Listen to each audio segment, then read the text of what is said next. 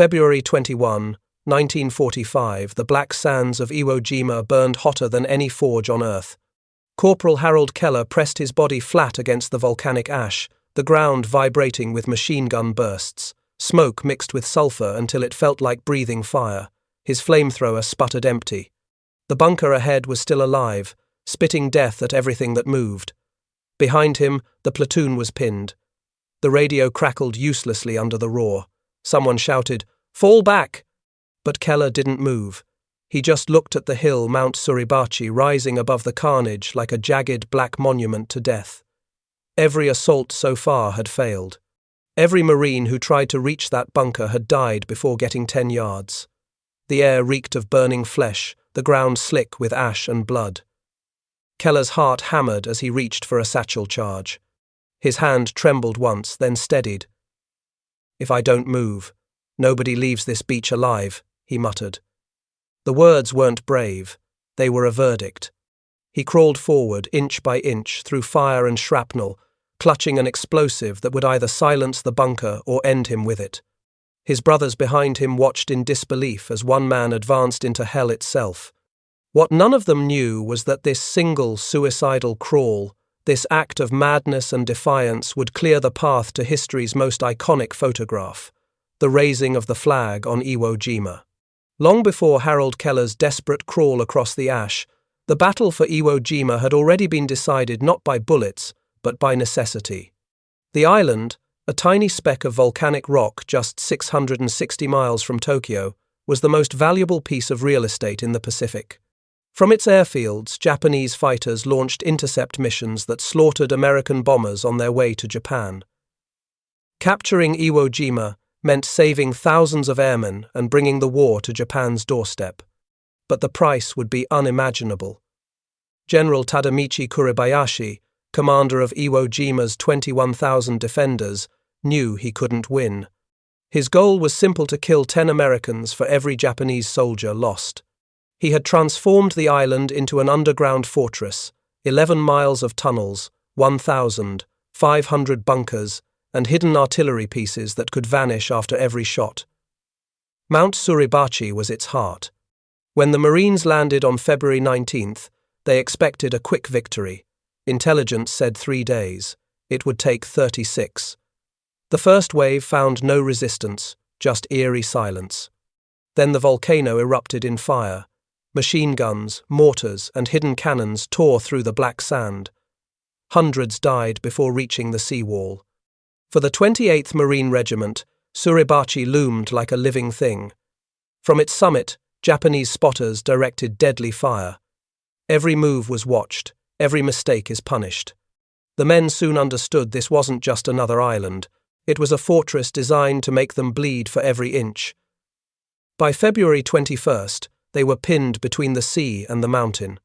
Their flamethrowers jammed, their tanks immobilized in ash, and their nerves shredded by constant fire. And somewhere among the chaos, Corporal Harold Keller, a quiet Midwestern Marine, began to understand that if someone didn't silence that one impossible bunker ahead, none of them would leave Iwo Jima alive. The hill would not fall by strategy or artillery. It would fall because one man chose to crawl toward fire when everyone else stopped. The battle's outcome and one of history's most immortal photographs began right there, in that decision. The first wave of landing craft hit Iwo Jima's southern beaches at 9:02 a.m. The Marines had rehearsed this landing for weeks, but nothing could prepare them for the reality of the island that reeked of sulfur and death. The sand wasn't sand at all. It was volcanic ash, soft and heavy, swallowing boots and bogging down tanks. Every step forward was like wading through tar. The beach appeared quiet at first. No gunfire. No resistance. Men began to believe the bombardment had worked, that maybe the Japanese were dead or had fled inland. Then, as more than 6,000 Marines crowded the shore, the volcano erupted not with lava, but with lead. The slopes of Mount Suribachi exploded into flame. Hidden bunkers came alive, machine guns scything through ranks of men.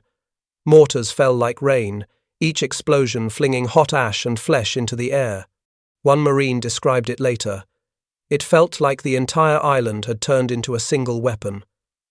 Corporal Harold Keller hit the ground beside his radio, half buried in the black dust. The man next to him was gone, no scream, just gone. The sand around him jumped from the bullets, tearing through it. Ahead, Sherman tanks burned, their armor glowing red. Behind, the ocean churned with dead men floating in the surf. The noise was total rifles, mortars, flamethrowers, men shouting for corpsmen who would never come. Somewhere above, Japanese loudspeakers blared martial music, taunting the invaders, "Welcome to hell, Marines." By noon, the beaches were stacked with wounded. Medics used shell craters as operating tables, cutting, bandaging, moving to the next man. Keller pressed his helmet deeper into the ash and waited for the impossible command advance. When it came, he moved without thinking. The Marines began their crawl toward Mount Suribachi, yard by yard, through smoke and screams. Above them, the Japanese waited, unseen but everywhere. It was there, amid the chaos, that Keller saw the bunker, the one no artillery could touch, the one silencing every approach. It would haunt him for the next 3 days, until he decided to end it himself. By the evening of February 20th, the Marines had reached the base of Mount Suribachi. The mountain wasn't tall, just over 500 feet, but it felt endless, its slopes carved with death. From every crack and shadow came the hiss of rifles, the echo of grenades, and the stench of burning sulfur. The Japanese had transformed it into a living organism, a fortress that breathed fire. Every ridge concealed gun pits, every cave concealed men who preferred to die rather than surrender. When one bunker fell silent, another came alive. The mountain wasn't defended, it was possessed. Corporal Harold Keller's platoon, part of the 28th Marines, was tasked with advancing up the south slope. Their mission: locate and destroy a network of pillboxes blocking the path to the summit. The men called it the meat grinder. They moved in bursts 10 yards forward, hit the ground, waited for the machine guns to stop, then crawled again. Flamethrowers cleared one pillbox, but the flames only revealed more. The Japanese tunnels connected everything. When a position was burned out, defenders simply reappeared behind the Marines through hidden exits. On the third day, they reached a narrow ravine at the base of a massive bunker reinforced with concrete and volcanic rock. The structure dominated the approach, a mouth of darkness spitting steel. Dozens of attacks had failed. The bodies of Marines already covered the slope like scattered uniforms. Keller watched as another squad tried to rush the entrance. They didn't make it halfway. The gunfire shredded them before their grenades even left their hands. The survivors crawled back, bleeding, some without limbs. The order came down: hold position until engineers can bring demolition charges. But Keller stared at the bunker, jaw tight. He knew what that meant. Waiting meant more men dying. That night, beneath tracer fire slicing through the ash-filled air, he cleaned his weapon and rechecked his flamethrower. He wasn't sleeping. He was planning. The mountain had teeth, and by dawn, he intended to break one. Dawn broke grey and trembled over the lower slopes of Mount Suribachi. Smoke clung to the ridges like ghosts, and the smell of charred flesh drifted down the wind. The men of the 28th Marines huddled in shell craters, too exhausted to speak. For 3 days they'd fought the same hill, lost the same ground, buried the same friends, and still the bunker ahead kept spitting fire. Corporal Harold Keller lay motionless, staring at the black opening less than 50 yards away. It had already taken 20 men. The artillery couldn't reach it. Flamethrowers couldn't get close. The Marines called it the Dragon's Mouth. When another attempt failed, Keller rose slowly, his face streaked with ash. "I'll do it," he said. His platoon leader, Lieutenant Ross, turned sharply. "That's suicide." Keller shrugged, his voice flat. "Then it'll be quick." He strapped on his flamethrower, slung 2 satchel charges across his shoulder, and started crawling. Bullets hissed through the dust around him, stitching the ground. He didn't flinch. Each movement was deliberate, every inch gained under the weight of certain death. Behind him, his brothers watched in stunned silence. The only sound was the churning of the flamethrower's fuel tank and the hammering of machine guns. Halfway up, a round clipped his shoulder. He gritted his teeth, pressed lower, and kept moving. When he reached the bunker's edge, he rose to one knee and fired. The blast of flame turned the entrance into a furnace. Then, without pausing, he hurled the first satchel charge inside. The explosion tore through the mountain, shaking the slope. Secondary blasts followed as hidden ammunition ignited. The bunker collapsed inward, its defenders consumed by their own fortress. Keller stumbled backward, smoke and debris swallowing him whole. When the air cleared, silence followed the first silence in 3 days. The Marines surged forward, cheering. The dragon's mouth was dead. They would never forget what they'd seen. One man crawling into hell not for medals or glory, but because no one else could. And though Keller survived the blast, something inside him stayed buried there on that mountain forever. When the smoke settled around Mount Suribachi, the Marines realized what Harold Keller's charge had accomplished. The impossible bunker, the one that had halted their advance for 3 days, was gone. The slopes above it, once under constant fire, were eerily still. What began as a suicidal mission had carved open a path straight toward the summit. Engineers moved in to clear the wreckage while medics pulled Keller from the ash. His uniform was scorched, his eyebrows singed away, his hands burned raw from the satchel blast, yet he refused evacuation. "Not until it's done," he muttered, his voice rasping through cracked lips. The next morning, Easy Company began its final push.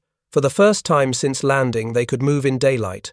Keller limped beside them, bandaged, carrying a rifle instead of a flamethrower. Every step was a battle through sulfur smoke and shattered rock, but the hill was breaking. The Japanese defenders, sealed in collapsed tunnels, could no longer direct their fire. As the Marines neared the summit, a sergeant shouted for volunteers to carry a small American flag up the ridge. Keller looked up, exhaustion clouding his eyes. The men who followed him into fire now followed that flag up the mountain. At 10:20 a.m. on February 23, 1945, a handful of Marines reached the crest of Mount Suribachi. They lashed the flag to a piece of steel pipe and raised it into the wind. The beach below erupted in cheers. Battleships blew their horns. Men wept openly, shaking ash from their helmets as they stared up at the fluttering red, white, and blue. Keller, still at the base of the slope, heard the roar and dropped to his knees. "They did it," he whispered. His face broke into a trembling smile as he watched the flag snap in the volcanic wind. No one knew that this was only the first flag, that a second, larger one would be raised hours later, captured forever by Joe Rosenthal's camera. But for the men who fought through the ash, this was the moment that mattered. They weren't thinking of photographs or glory. They were thinking of survival and the brothers who made it possible. The silence on Mount Suribachi didn't last. Within hours of the first flag's raising, gunfire echoed again from hidden crevices along the slopes. The mountain was alive, still breathing, still resisting. The Marines of Easy and Fox companies pressed upward, step by step, sealing caves with grenades and fire. Each burst of flame revealed charred tunnels filled with the ghosts of defenders who refused to surrender. Behind them, Keller moved slowly, one arm bandaged tight, his uniform shredded and stiff with ash. He was no longer a rifleman, he was a witness. Every foot of ground they captured, he recognized the route his body had crawled through days earlier. Now others followed that same scarred path, climbing toward immortality. Among them was Sergeant Ernest Thomas, his voice hoarse from shouting orders. Private First Class Ira Hayes, the quiet Pima from Arizona, who never spoke of fear. And Corporal Harlan Block, barely 20, carrying spare ammunition on his shoulders. None of them yet knew that fate had chosen them to be part of history's most immortal image. As the Marines reached the summit's rim, they could see all of Iwo Jima stretched out below a graveyard of steel and smoke. The ocean shimmered red under the morning sunday. Ships bombarded the far side of the island, while stretcher-bearers climbed the slopes behind them, collecting the fallen. The radio crackled from below. "Command says replace that flag with a bigger one, something the whole island can see." Keller, crouched in the ash, looked up at the men preparing to carry the new flag higher. He knew what they didn't, that symbols meant little compared to survival. But as he watched them climb, determination in every step, he understood something deeper. His suicidal crawl had opened this road. His fire had burned the way to this moment. And though no one would ever photograph his act, it would live forever unseen, beneath the flag that soon would fly above a dying volcano. Late morning, February 23rd, 1945, the air atop Mount Suribachi was strangely calm, a stillness that made every breath sound louder. The Marines had secured the summit, but the order from below was clear. Raise a larger flag, one that could be seen by every man fighting across the island. A second patrol climbed the slope, carrying the new flag wrapped around a section of heavy water pipe. Among them were Ira Hayes, Harlan Block, Harold Schultz, Franklin Sousley, René Gagnon, and Harold Keller, the same man who had burned open the path days before. The first flag came down, the second went up. Joe Rosenthal, the Associated Press photographer climbing the ridge moments earlier, saw the commotion and instinctively lifted his camera. Without composing, without even looking through the viewfinder, he pressed the shutter. The click lasted less than a second, but in that fraction of time he captured eternity. Below, every ship in the invasion fleet sounded its horns. Men cheered, cried, and saluted. Some dropped to their knees, others fired rifles into the air. The photograph would not reach the American public for days, but already the image existed, the flag rising against smoke and ruin, defying death itself. Keller stood slightly apart, watching the men struggle to plant the pole against the volcanic wind. His burns throbbed beneath his bandages, but he smiled. "We made it," he whispered. "God, we actually made it." He didn't know his face would be misidentified for decades, nor that his name would fade beneath others. But as he watched the flag lift higher into the grey sky, none of that mattered. Down on the beaches, men stopped fighting to stare upward.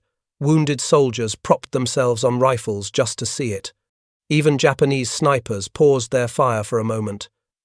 The flag waved not as a symbol of victory, the battle was far from over, but as a promise that this hell would end.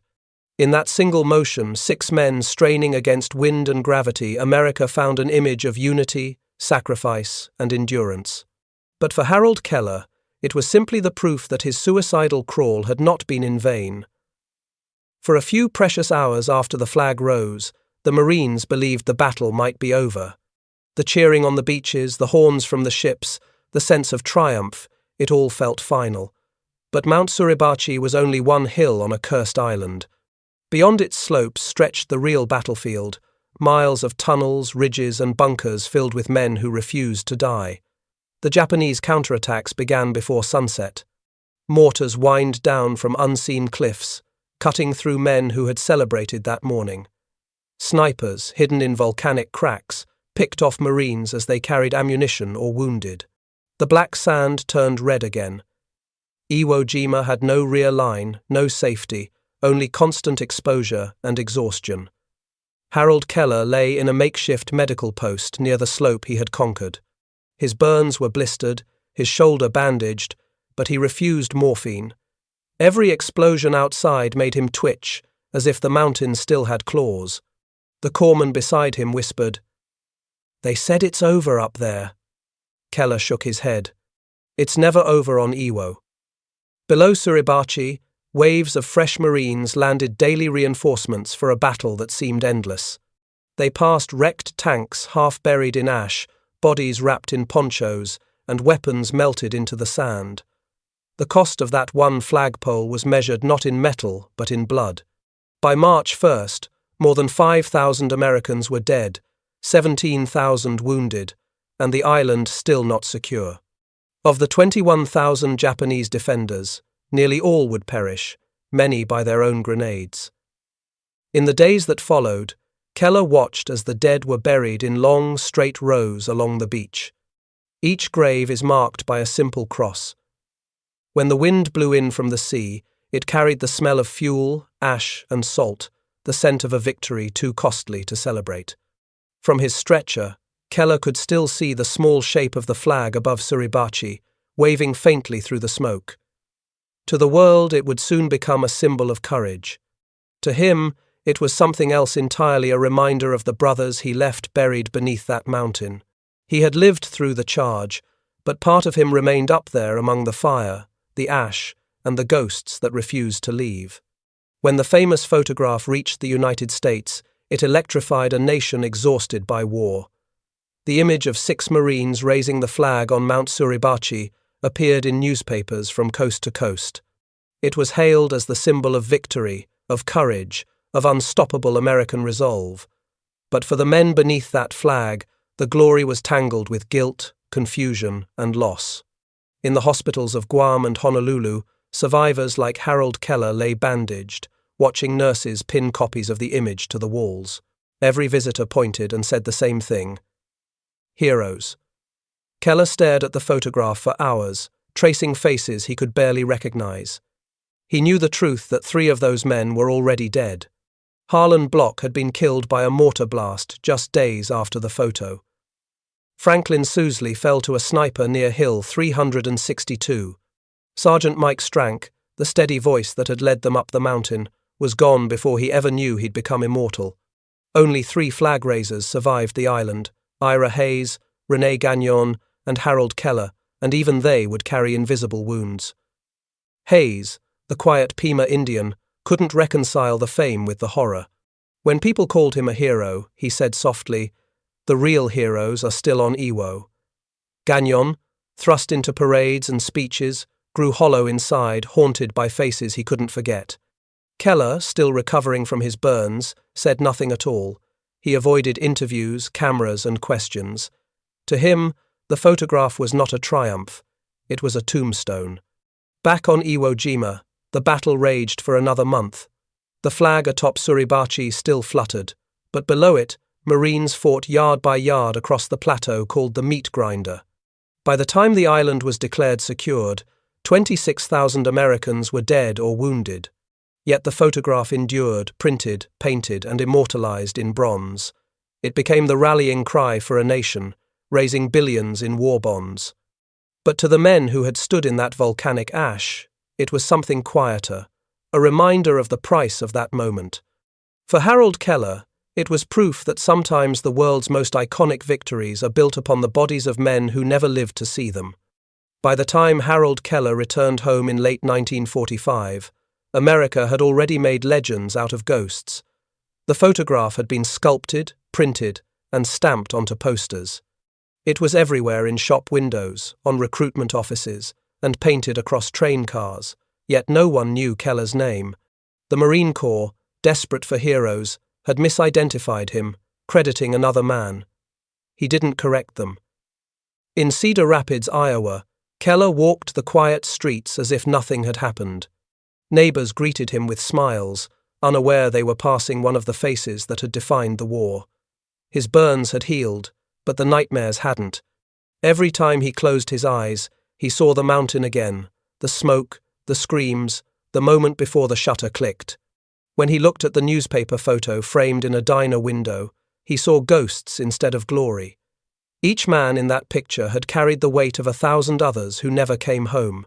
Keller once told a friend, "People call it the greatest photo ever taken. But all I see are the men who didn't get to raise their flags." Meanwhile, the surviving flag raisers became unwilling celebrities. Ira Hayes drowned his pain in alcohol, unable to escape the image that followed him everywhere.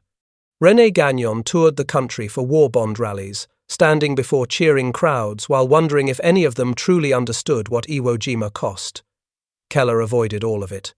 He rejoined civilian life, worked at a local factory, raised a family, and spoke almost nothing of the war. When reporters occasionally visited, he deflected attention with a modest shrug. "I just did my job," he'd say. Decades later, historians would discover the truth that Keller, not Gagnon, had been one of the 6 men in Joe Rosenthal's immortal frame. By then, Keller was gone, buried in Iowa soil beneath a simple headstone marked only by his service number. He had never sought fame, only survival. Yet, unknowingly, he had helped raise the most recognized symbol of sacrifice in American history, a photograph that belonged not to 6 men, but to every soldier who bled on that black sand and never rose again. For more than 70 years, Harold Keller's name remained missing from the story he had lived. Textbooks, documentaries, and even memorial plaques listed another Marine in his place. The world celebrated an image built on a quiet mistake, and Keller never said a word to correct it. Those who knew him remembered a man of silence. He worked long hours, attended church every Sunday, and rarely spoke about Iwo Jima. When neighbors mentioned the photograph, he'd nod politely, his eyes distant. His wife once recalled that he couldn't watch war films. The sound of explosions made him leave the room. In truth, the Marine Corps itself had misidentified the flag raisers within weeks of the battle. The chaos of war, the confusion of film reels, and the desire for national heroes had blurred the details. The men who lived through it were too broken to argue. Keller simply folded his uniform away, moved on with life, and left the past buried in volcanic ash. It wasn't until 2019 that digital photo analysis, combined with veteran testimonies, finally revealed the truth. The man gripping the flagpole on the far right, the one history had forgotten, was Harold Keller. For decades, his silence had hidden a truth that mattered less to him than to the country he'd served. When the Marine Corps officially corrected the record, Keller's family stood quietly at his grave, the American flag rustling in the Iowa wind. There were no parades, no speeches, only the belated recognition of a man who had never needed it. For Harold Keller, the flag had never been about fame. It had always been about survival, sacrifice, and the memory of those who never came home. Long after the guns fell silent, the photograph lived on, reshaped, reprinted, and reborn in every generation that needed a reminder of courage. Joe Rosenthal's single frame became more than an image. It became America's heartbeat during war and peace alike. From the ashes of Mount Suribachi rose not only a flag but an idea that unity could triumph over chaos, that ordinary men could achieve the extraordinary when history demanded it. The image adorned postage stamps, war memorials, and classrooms. The Marine Corps War Memorial in Arlington froze that fleeting second into bronze, where it still stands against the Washington skyline, eternal in motion yet forever still. Every visitor who stands beneath that monument sees 6 men straining against wind and gravity, but they cannot feel the heat, the fear, the exhaustion that lives behind their eyes. They see the symbol, not the suffering. Yet, that's what gives the image its power, the ability to turn human pain into timeless meaning. Harold Keller's rediscovered role added something profound to the legend. It reminded the world that heroes are often the quietest among us, the ones who come home, heal in silence, and ask for nothing. His inclusion didn't rewrite history, it completed it. The photograph was never about recognition, it was about the weight of sacrifice and the fragile thread of survival. For every man captured in that frozen instant, thousands more lay unseen beneath the sand. The legacy of Iwo Jima's flag raising endures not because of fame, but because it reminds us that true heroism doesn't seek the camera. It simply lifts the flag, endures the burden, and lets history decide what it remembers. By the end of the war, that small piece of cloth from Mount Suribachi had become more than a flag. It was a promise. To those who saw it rise through smoke and fire, it meant survival. To the men who raised it, it meant the end of the nightmare, if only for a heartbeat. For Harold Keller, it meant something quieter. He often said the real battle began after the fighting stopped learning to live with what he'd seen and with who didn't come home. When he looked at that photograph in later years, he didn't see glory or victory. He saw 6 shadows on a ridge, struggling not just against the wind, but against the weight of everything they'd lost. The flag meant the bond between men who would die for each other without hesitation. It meant duty not to ideology, not to fame, but to the Marine standing beside you. For a nation, it symbolized triumph. For Keller, it symbolized endurance, the simple, quiet act of holding on when the world fell apart. As he grew old, the world changed around him, but that image never did. The flag still waved, immortal and unyielding, while the men beneath it faded into memory. Yet in that fading lay the photograph's greatest truth, that history remembers symbols, but meaning belongs to those who carried them. And Harold Keller carried it all: the pain, the pride, and the promise to his very last breath. When the truth finally came full circle, when historians confirmed Harold Keller's place among the 6 flag raisers, the world barely paused. There were no parades, no ceremonies, no fanfare. Just quiet recognition, whispered through headlines and memorial halls. Yet perhaps that was exactly how Keller would have wanted it. He never needed his name etched into history. His reward was survival, to come home, build a family, and live a life that so many of his brothers never could. In that quiet existence, he embodied what the flag had always meant: resilience without recognition, strength without spectacle. The photograph endured not because of who was in it, but because of what it stood for: the unity of strangers bound by duty, lifting together under impossible weight. It was the image of a nation that, despite every wound, could still rise. Every generation since has looked upon that photograph and seen something different: courage, sacrifice, freedom. But perhaps its truest meaning lies in the faces of men like Harold Keller, ordinary souls who did extraordinary things and then simply went home. On his headstone in Iowa, there are no grand inscriptions, only his name, rank, and years of life. But somewhere, far above the earth, the flag still waves for him, for them, for all who carried its weight and never asked for glory in return. Beneath the roar of battle and the silence that followed, one truth endures history that isn't shaped by those who seek glory, but by those who carry it quietly.